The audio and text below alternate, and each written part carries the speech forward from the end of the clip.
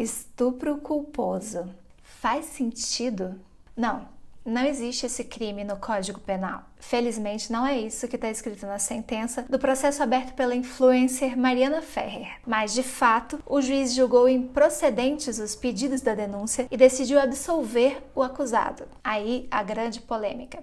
Ainda bem que ele não fala mesmo em estupro culposo. Essa foi uma interpretação que fizeram do parecer da promotoria. Imagina o precedente que uma decisão como essa poderia abrir. Teria um monte de cara dizendo por aí que não tinha intenção de estuprar. E agora com o amparo da jurisprudência. Mas vamos lá. Precisamos falar sobre Mariana Ferrer de novo. Aliás, eu preciso falar. Porque gravei um polêmico vídeo sobre ela e desde então tive acesso a muitas outras informações sobre o caso que quero acrescentar na minha análise. Se você não viu meu vídeo anterior sobre a Mari, vou deixar aqui no card. Resumindo, a blogueira fez um boletim de ocorrência em que diz ter sido estuprada no Café de la Musique. Fez corpo de delito, onde comprovou que seu ímen foi rompido e ainda encontraram DNA do suspeito. Disse ter sido dopada no clube em Jurerê. Expôs vários detalhes sobre o caso na internet, a ponto de ter seu Instagram tirado do ar pela justiça porque o caso corria em segredo. Mas tem um ponto crucial para entender: o parecer do Ministério Público e a sentença do juiz, onde ele é inocentado. Eu li o processo inteiro para poder dizer isso.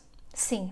São mais de 2.000 páginas e eu fiz questão de ler. O fato é que não existem provas de que ela estava drogada e vulnerável no momento da relação. Não há provas que confirmem a versão dela. Pelo contrário, algumas evidências vão contra o que ela diz. Calma.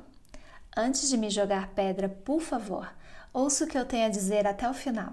Primeiro, quero dizer que eu acredito na Mariana Ferrer e eu fui atrás de todos os possíveis furos na narrativa dela para poder dizer isso aqui. Ela de fato sustenta a versão dela desde a hora que saiu do clube e falou com a mãe e os amigos. E o que ela diz? Que não lembra boa parte da noite. Acordou quando estava descendo uma escada íngreme no café. Foi procurar os amigos e só quando chegou em casa percebeu que estava sangrando e que tinha perdido a virgindade. E é mais ou menos isso que ela conta ao amigo pelo WhatsApp de madrugada, super mal, depois de ter sido largada pelos amigos na balada. Inclusive, ela manda um monte de mensagens desconexas para ele antes disso. Ela realmente não parecia estar muito bem. Tudo aconteceu em 15 de dezembro de 2018. E até hoje ela sustenta a mesma versão que contou para a polícia. Já ele mudou totalmente a sua versão dos fatos. Quando foi chamado à delegacia, disse que nunca tinha visto ela. E só meses depois, quando saiu o DNA que o incriminava e outro advogado assumiu o caso, que ele mudou totalmente o depoimento. Aí sim ele resolveu narrar o que teria acontecido e disse que foi ela que o puxou por banheiro e ainda o chamou por outro nome. O próprio Ministério Público, quando menciona esse depoimento, diz que ele já não tinha muita credibilidade. Mas é irrefutável o fato de que o exame toxicológico deu negativo. Ou seja, não existe comprovação de que ela foi dopada. E isso derruba a tese dela de que ela teria sido drogada por ele para ser abusada. O teste foi feito apenas 12 horas após o ocorrido. Então, uma droga tão pesada, capaz de fazê-la perder a consciência, ainda deveria estar no corpo dela. Ela diz, e eu menciono isso no meu primeiro vídeo, que o exame foi adulterado, porque o álcool que ela ingeriu também não apareceu no laudo. Essa parte foi realmente a mais difícil de acreditar. De primeira, eu vi o exame e não tinha álcool, então achei que a teoria dela faria sentido. Afinal, testes podem errar. Eu não me toquei, e isso foi um grande descuido meu, que o corpo elimina o álcool depois de poucas horas. Então, o álcool pode não sair mesmo no exame. Mas as drogas do estupro, conhecidas como Boa Noite Cinderela, costumam ser uma mistura de álcool, GHB, cetamina e os benzodiazepínicos, que são remédios que provocam sedação, como o Rivotril.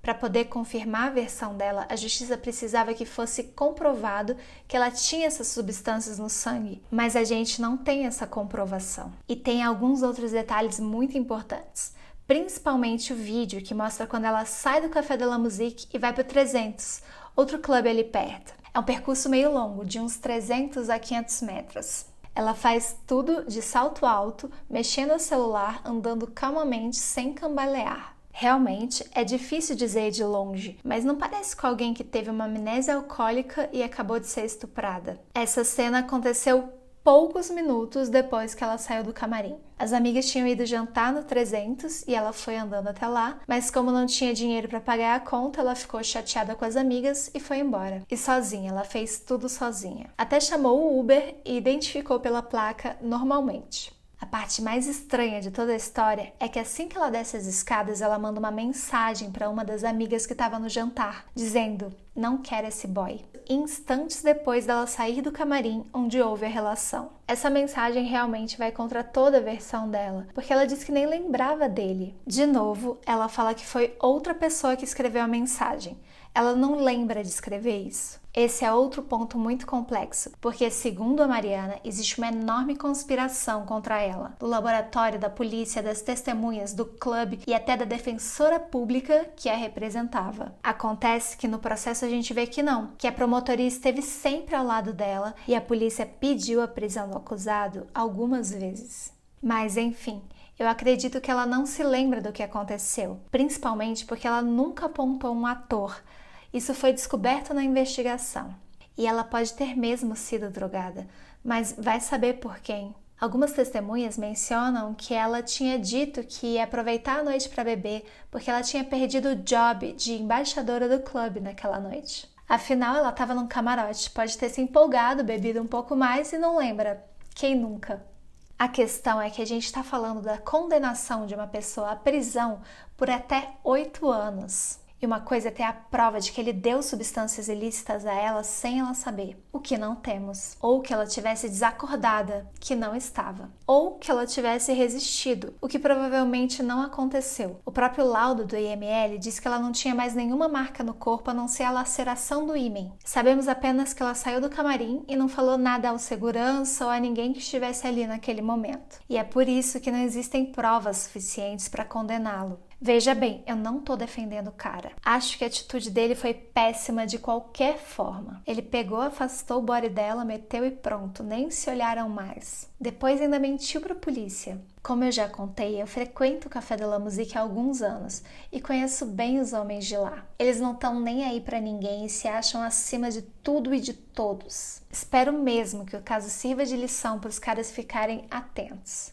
Mas esse tipo de coisa de pegar uma menina que nem conhece, meter e virar as costas, é o que mais eles estão acostumados a fazer. Difícil é naquela situação do discernimento de quão consciente a pessoa está. Porque a gente viu, ela saiu andando, conversando com todo mundo. Tem até testemunha que diz que ela estava bem normal. Talvez ele não soubesse mesmo o estado dela. No meu último vídeo eu usei muitas fontes de pesquisa. Só depois eu percebi que todos os fatos que eu apresentei eram apenas a versão dela. Mesmo quando eu apontei alegações da defesa, reproduzi o que ela falou sobre o assunto. Na hora eu nem me toquei, porque a versão dela foi tão disseminada e ela apresentou um mundo de vídeos, fotos, áudios, que eu achei que eu estava sendo isenta. Por isso quis trazer também o outro lado agora. A Mari chega até a afirmar no seu Twitter que o acusado e seus amigos são parte de uma máfia de abusadores de virgens. São acusações muito sérias. Mas a polícia chegou a apreender diversos eletrônicos na casa dele,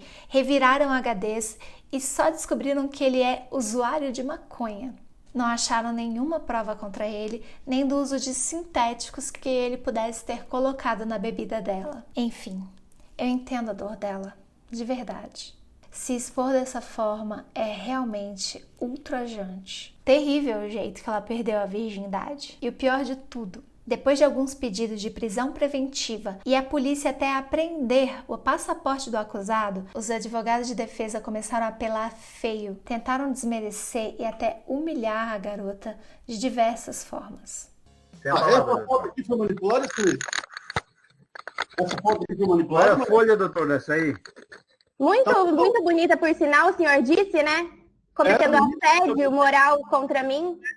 O senhor tem idade para ser meu pai, tinha que até os fatos. Mariana, aqui não vai dar, tá? Uma filha do teu nível, graças a Deus. E também peço a Deus que meu filho não encontre uma mulher que nem você. Respondeu, não dá para dar teu showzinho. Teu showzinho, tu vai lá dar lá no teu Instagram depois, para ganhar mais seguidores. Tu vive disso. Mariana, vamos ser sinceros, fala a verdade, vamos lá. Tu trabalhavas no café, perdesse o emprego, estavas com aluguel atrasado 7 meses, eras uma desconhecida, hoje... Isso é questão de alegação, né, doutor? Alegação, a gente explora isso. Isso é o seu ganha-pão, né, Mariana? A verdade é essa, não é? É o seu ganha-pão, a desgraça dos outros. Manipular essa história de vítima. Essa foto aqui foi extraída de um site do fotógrafo, onde a única foto, chupando dedinho, me dá aqui, e com posições... Não, eu quero aquela outra foto. E com posições ginecológicas ali, é só dela. O único site que tem ali, me dá aí a foto. Não tem nada demais essas fotos. Né? Realmente, estão de roupa, não tem nada demais mesmo. Não, essa a pessoa que é virgem, ela não é freira, não, doutor. A gente está em 2020. Não é freira, não estou dizendo que é freira. Por que você apagou essas fotos, então? Por que essas fotos não tem nada demais? Mas por que você apaga essas fotos, Mariana? E só aparece essa tua carinha chorando, só falta uma auréola na cabeça. Não adianta vir com esse teu choro simulado, falso, e essa lágrima de crocodilo. Meu Deus, é maior que tudo isso. Você pode ter certeza. Ô, Mariana, se tu quiser te recompor aí, tomar uma água, a gente suspende o ato, tá? Não tem problema, tá? Eu só peço que... Excelência. Ela não é... respeito, doutor. Excelentíssimo. Eu tô implorando por respeito, no mínimo, nem os acusados.